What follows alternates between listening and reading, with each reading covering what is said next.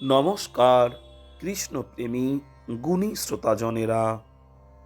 শ্রোতাজনেরা শ্রীচৈতন্য মহাপ্রভু শিখিয়েছিলেন, হে ভগবান, আপনি আমাকে পদপিষ্ট করুন বা আলিঙ্গন করুন বা দর্শন না দিয়ে আপনি আমায় ব্যথা দিতে পারেন। আপনার যা অভিরুচি তাই আপনি করতে পারেন, কারণ আপনিই আমার একমাত্র প্রাণনাথ। এটি হলো ভগবানের প্রতি প্রকৃত ভালোবাসা। আমাদের মনে রাখতে হবে, ভগবান তার অভিরুচি অনুযায়ী যে কোনো কিছু করতে পারেন। তা সত্ত্বেও ভগবানকে ভালোবাসবো। ভালোবাসার বিনিময়ে কোনো কিছু তার কাছ থেকে পেতে চাই না। ভক্তদের কাছ থেকে ভগবান এরূপ ভালোবাসাই পেতে চান। গোপিকারা ভগবান শ্রীকৃষ্ণকে ঠিক এইভাবেই ভালোবেসেছিলেন।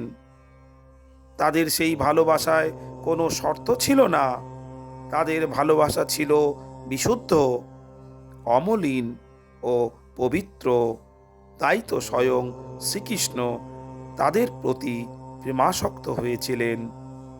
আপনিও যদি ভগবানকে এভাবে ভালোবাসতে পারেন, তাহলে পৃথিবীর কোনো কিছুই আপনার সামনে বাধা হয়ে দাঁড়াবে না। শুধু শ্রীকৃষ্ণের প্রতি আপনার আকুলতাকে জাগিয়ে তুলতে হবে, আর সেটুকুই যথেষ্ট। তবেই যে কোনো পরিস্থিতিতে আপনার কৃষ্ণ প্রেম বিকশিত হতে থাকবে। কিন্তু ভাববেন না যে শ্রীকৃষ্ণ নিজের কল্যাণের জন্য আপনার ভালোবাসা পেতে চান।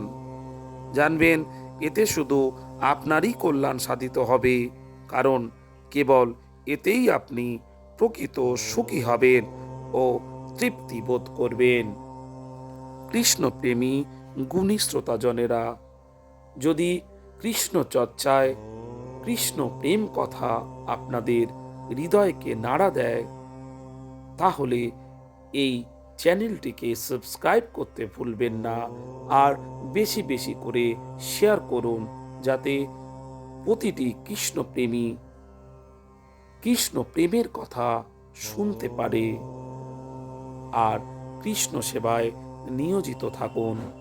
কেননা কলিযুগ থেকে মুক্তির এক এবং একমাত্র পথই হল কৃষ্ণ সেবা। ভগবান শ্রীকৃষ্ণই আমাদের কলিযুগ থেকে মুক্তি দিতে পারেন। নমস্কার।